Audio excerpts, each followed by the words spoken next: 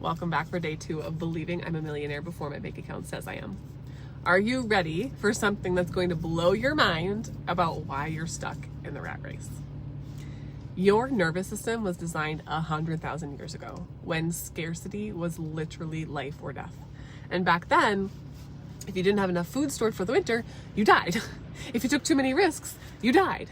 If you stood out too much from the tribe, you got kicked out and you died, right? Who played Oregon Trail growing up? It's kind of like that, except we don't live in that day and age anymore. But your brain develops an incredibly sophisticated system to keep you alive, and it is called the stress response.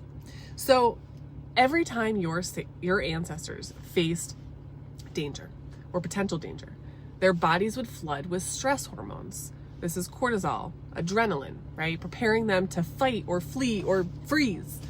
And one thing I know about cortisol is that it builds up in your system and then it gets stored in our fat cells. That's crazy, right?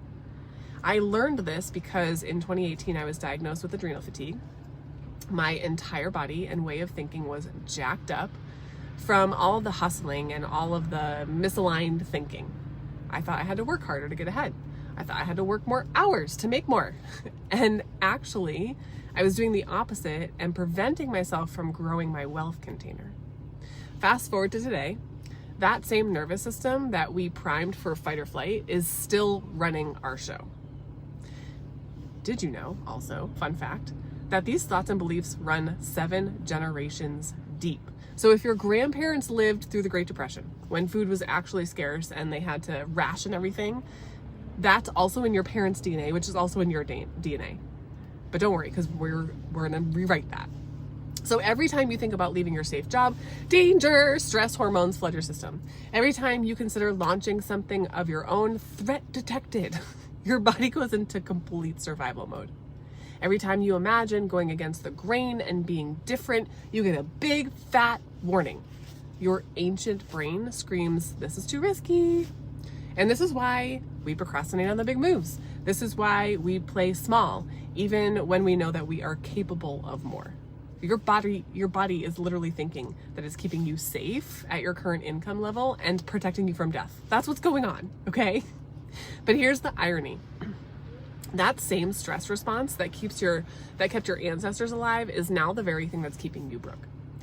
The good news is that once you understand this, you can start working with your nervous system instead of against it. So I don't know if you remember in my intro video when I asked you to identify your body as you think about money, as you think about making more, heck, even as you think about your bank account balance being low.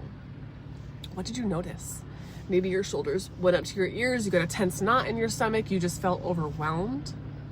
Our biggest key, the one that's going to allow you to grow your wealth container, is just awareness around these things. So start noticing what your body does and what your mind says to you when you see the gas filling your car reaching $100, right? Or that gymnastics bill coming in. Notice first, then ask, what are you trying to keep me safe from? What's the bad thing that you think is going to happen?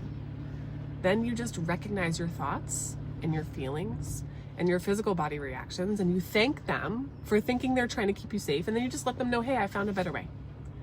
So today's action for the next 24 hours, I just want you to notice how you feel or when you feel physical tension or stress around money decisions. Don't try to change them. Don't be mad. Just notice it and say, there's my ancient brain trying to keep me safe, right? Awareness is the first step to reprogramming. And if you feel so inclined, let us know when you recognize these feelings and what you recognize, what triggers them. The goal here is just to bring awareness to it because we're going to change it, but we can't change it unless we know when and why it's showing up. We're not getting mad that it's happening. You're just recognizing that it is. So get to work, and I will see you tomorrow for day 3.